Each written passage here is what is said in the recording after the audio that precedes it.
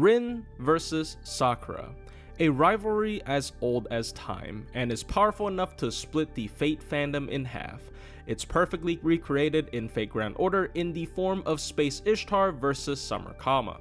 These two characters have been compared to no end due to their extremely similar performances, both being 50 MP charging, AoE arts looping Avenger servants that work very well with double Castoria.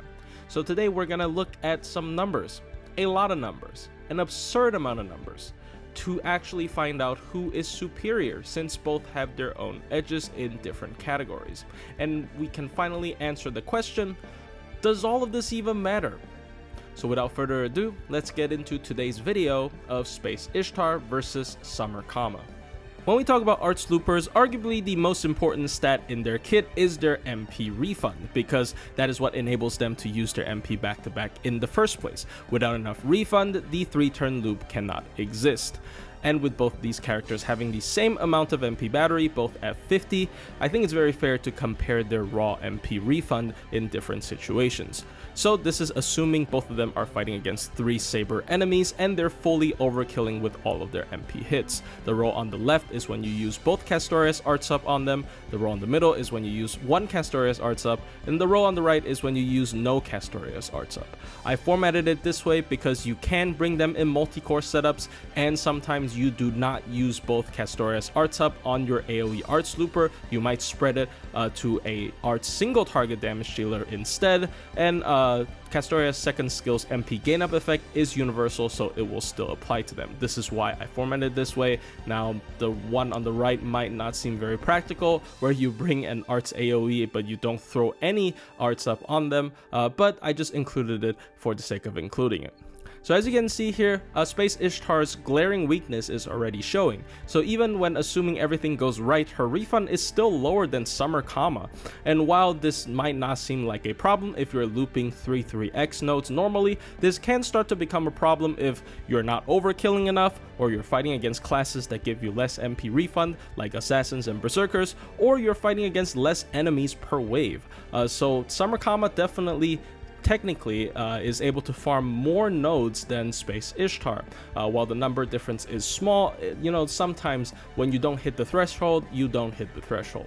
But that is assuming if everything goes right on Space Ishtar's front. But Space Ishtar can actually go wrong, because her skill 3's 20% arts up, while, you know, kind of a small arts up, is still pretty significant to contributing to her refund. But that is an RNG effect. It only lands 80% of the time, or in other words, it will miss every once in 5 times. And when she misses that skill, this drastically reduces her refund in comparison to Summer Kama. Now suddenly, you know, she might not be able to do a node that she would have been able to do if she landed that arts up, which is kind of annoying. I think what annoys a lot of the players usually is inconsistency of things, and you definitely do not want inconsistency in a arts looper's MP refund. So I do think this is why I prefer Summer Kama, especially in this aspect, because Space Ishtar is just a little bit too inconsistent, and that can definitely screw her over in certain cases. So that was the refund comparison between Summer Kama and Space Ishtar, and Summer Kama pretty confidently took that point over Space Ishtar. However, do note that that was a gross oversimplification of how refund works in this game, because refund not just considers the MP gain up or the art/quick effectiveness up on a character, it also heavily considers how much overkill a character got off of the enemies on a certain turn. Now, we eliminated that problem when we discussed their refund, because we assume all of their hits overkill anyways. However, that is not going to be the case in most situations.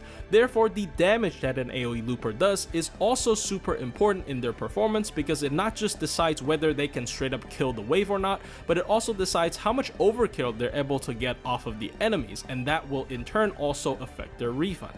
So without further ado, let's get into their damage comparison next.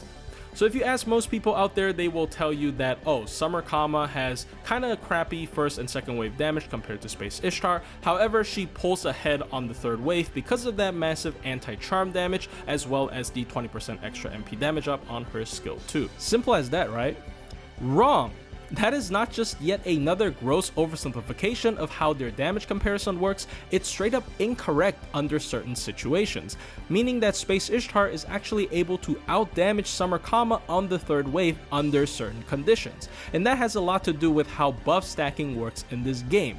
Basically, if you have a bunch of buffs of the same type, each individual buff is going to contribute less to the total damage of that character. For example, if I have a character already have Black Grail equipped, and I add another 20% MP damage up to the 80% MP damage up of the Black Grail through a skill, I'm only contributing to 20% increase to the total damage of the character. However, if I'm equipping a CE that only has a 20% MP damage up effect, and I'm adding another 20% MP damage up effect through a skill, I'm contributing to a 50% increase to the total damage of that character. So despite me only adding 20% MP damage up in both situations, I actually contribute to more of the total damage in the second example because I don't have that many MP damage up effects in total in my character. So now with all of that prior knowledge out of the way, we can finally take a look at some of these damage comparison sheets, and do know that these sheets are made under the assumption that both of them are at MP2 and they're farming against 3 Berserker class enemies. Why Berserker class enemies? Well, it's to make the difference in their damage seem a little bit more obvious, and also who doesn't like big damage, right? So as you can see here in this first sheet where both of them are using double Castoria with no CE equipped, the phenomenon I described earlier is shown here perfectly, where Space Ishtar basically pulls out ahead in terms of damage in all cases. She is even able to outdamage Summer Kama's wave 3 damage if she lands her skill 3 arts buff, and she still came pretty close even if she misses her skill 3 arts buff. This is exactly because, as I said before, there are no Black Grail CEs to water down the MP damage ramp up effects on Space Ishtar's MP, and considering how much damage Summer Kama is sacrificing for the first 2 waves in order to focus all of her damage on the third wave, being able to still pull ahead or even come close to Summer Kama's third wave damage is very impressive on Space Ishtar's front, and it's certainly a surprise to me when I first started doing these calculations. Obviously, I already did this calculation once when we first got Summer Kama in JP, but it was certainly a shock to me because I always expected Summer Kama to have better damage on the third wave regardless.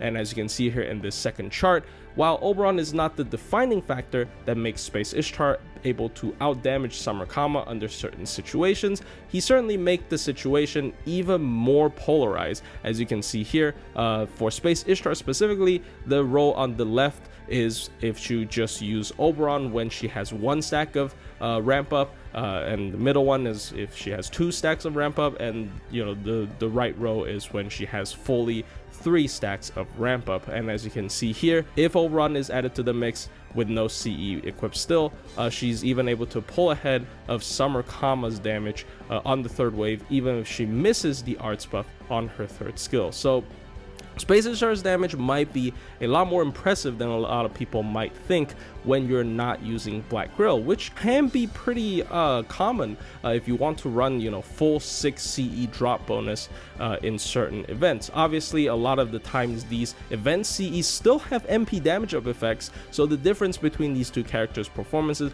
are not going to be as huge, but still, Space Ishtar very often actually pulls ahead in terms of her damage. Now, all of this is assuming that Space Ishtar is actually able to MP 3 times in a single farming session. And in certain cases, she isn't actually able to do that. There are 2-wave farming nodes in the future, and also if you're including her in a multi-core setup where maybe you are using a single target to clear a wave in the second turn and you don't use her MP on the second turn, then her damage is not going to be able to pull ahead of Summer Kama on the final wave. So the conclusion here is when Black Grail is not involved, Space Ishtar's damage is actually very often pulling ahead of Summer Kama, in certain cases even pulling ahead of Summer Kama across the entirety of the 3 turns. But her damage is still pretty reliant on her ramp up effect, so if she's not able to do the full 3 MPs in 1 farming session, her damage is not going to be nearly as impressive, while on the contrary, Summer Kama is able to do massive burst damage whenever she wants. However, Summer Kama is doing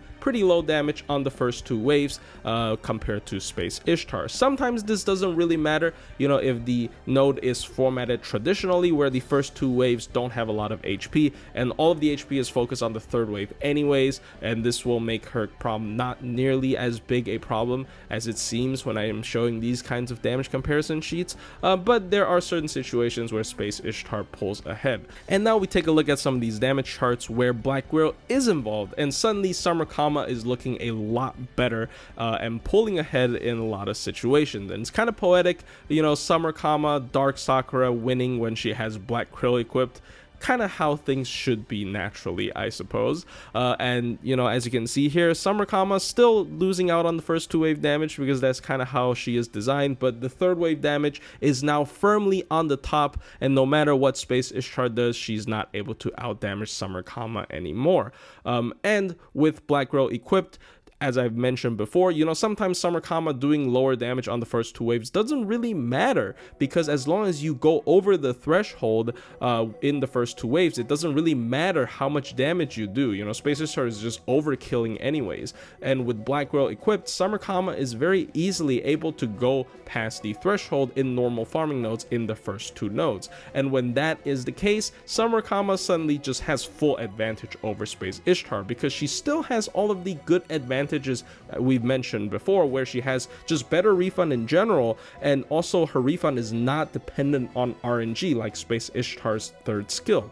And you can see here with even with Oberon's help to try to double up Space Ishtar's MP ramp up effect, they are still not able to out damage Summer Kama's massive damage on the final wave, because Summer Kama is taking advantage of that anti-charm special effect damage, scaling independent to any other type of buff. So overall, you know, if you are using Black Grail in your composition, I think Summer Kama pulls ahead very convincingly against Space Ishtar. But then there's also the argument for Space Ishtar that she has the flexibility to run Buster mode and Quick mode instead of having to stick with arts like Summer Kama. While that is not a bad point, I also kind of disagree, and here are the reasons why. Now, I would admit that Space Ishtar's Buster mode will solve her inferior refund problems against some nodes where she struggles to refund. She can just switch to Buster mode and not care about refund at all. However, Buster looping still has its restrictions, and Space Ishtar will be forced to start with a 50 MP charge CEs, and not every event will provide you with that, and that will immediately rule her out for any 6 CE compositions. Also, her damage with a 50 MP start CE doesn't really necessarily out damage Summer Kama with a Black Grail, just because of how powerful Black Grail is in general. And Summer Kama with her superior refund with double Castoria plug Oberon is still actually able to loop a lot of weird numbered nodes even when she's equipping Black Grail. And even when you pit her against nodes like 111 looping nodes, she's able to loop it if she starts with a 50 MP start CE. I think it's only fair to allow her to use something like Ocean Flyer if Space Ishtar's Buster mode is required to start with 50 MP chart CE. And while her damage might fall off a little bit if she's using something like Ocean Flyer, you can even easily fix that problem by using Castoria's MP in your looping. While that may take more time, it will still fix the very rare situations where Summer Kama isn't able to loop while Space Ishtar's Buster mode is. So I'd say Space Ishtar's Buster mode makes up for certain situations where she falls behind Summer Kama, but it doesn't necessarily give her an edge over Summer Kama in general in farming. In Challenge Quest as well, with Castoria being, you know, by far the strongest Challenge Quest support, I would say you'd still prefer to run Arts mode over Buster mode. While I really enjoy Space Ishtar's Buster mode in a min-turn situation, most cases you don't really want to run that. And also with Space Ishtar's second skill actually being able to run out, she might run out and turn back into Arts if you don't finish the enemy off, fast enough. And Space Ishtar's quick mode just completely suck. The refund sucks. She doesn't have 2 quick cards to give quick brave chains with her MP, and they particularly didn't give her a green costume while giving her both a blue and red costume to basically be very nice and tell you to not use her quick mode under any circumstances. So that is also not a argument at all in my personal opinion. So that was a lot.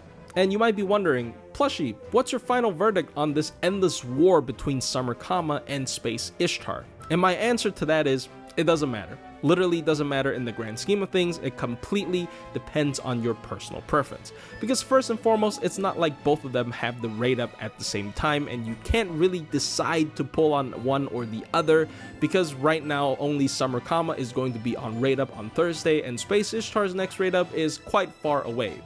And secondly, while all of these differences might seem huge when we compare them under the same MP level, the difference is not worth 1 MP level. What do I mean by that? So for example, let's take a situation where we pre-establish under the same MP level, Space Ishtar is clearly beating Summer Kama, aka their damage when neither of them are using Black Grail. So remember when we talked about that earlier, where Space Ishtar basically outdamages Summer Kama under every circumstance. Well, if you only have a MP1 Space Ishtar and MP2 Summer Kama, suddenly it doesn't matter anymore. Even when the first and second wave, when Summer Kama is supposed to be doing pathetic damage, she's still outdamaging Space Ishtar. The Space Ishtar does outdamage her on the second wave by just a tiny bit. If she's, lands her skill 3 as well, doesn't really matter. MP2 Summer Kama just beats MP1 Space Ishtar in almost every situation. Let's take a look at something it's a little bit less different, where Space Ishtar is at MP2 and Summer Kama is at MP3. Well, suddenly, old pattern starts to show. Once again, Summer Kama is not able to beat Space Ishtar's first and second wave damage, but at the very least, this time, Summer Kama can beat Space Ishtar's wave 3 damage. And the question now you should ask yourself is it really worth me pulling 2 extra MP copies of Space Ishtar to beat Summer Kama under this very specific situation? Or should I just upgrade Summer Kama's MP 1 extra stage to lose out a little bit under this very specific situation, but in general still outperform an MP2 Space Ishtar? Well, I'm getting half the price for more benefit. Personally, I'd go for an MP upgrade. So to reiterate this point, I'm going to take a situation where Summer Kama is clearly beating Space Ishtar when they're under the same MP level. Their burst damage when they have Black Grail equipped. And as you can see here, Summer Kama at MP1 versus Space Ishtar at MP2. Space Ishtar at MP2 completely smashes Summer Kama at MP1 despite the situation. And once again, we'll bring up something less different where Summer Kama's at MP2 and Space Ishtar is at MP3.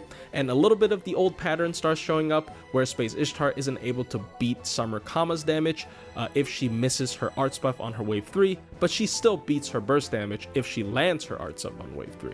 So my general point is, instead of pulling for another option and matching the MP level of your previous AoE Arts Looper, I'd rather just upgrade the MP level of my pre-existing Arts Looper because I'm paying for less and getting more benefits. Or in the case where I only have one of them at MP1, instead of getting another MP1 Looper, I should just upgrade my pre-existing looper to MP2 because the benefit of jumping from MP1 to MP2 is massive. As you can see that I demonstrated prior, comparing an MP1 character to an MP2 character, even under circumstances where the MP1 character should have full advantage, they still gets completely smashed by the MP2 character.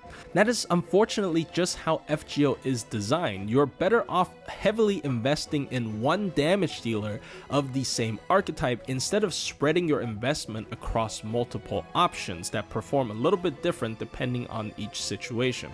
Because you can brute force that undesirable situation by simply upgrading their MP levels or grailing them. Anyways, hope you guys enjoyed this video, and once again, I kind of wasted over 10 minutes of your time by comparing these two characters very in detail and telling you none of that really matters, but I hope this at least sends a message where, you know, you shouldn't really be too caught up on this endless squabble of Rin versus Sakura in Fate Grand Order. And if you want to be meta in terms of gameplay, you should just wait for Summer Ibuki. She smashes these two characters anyways.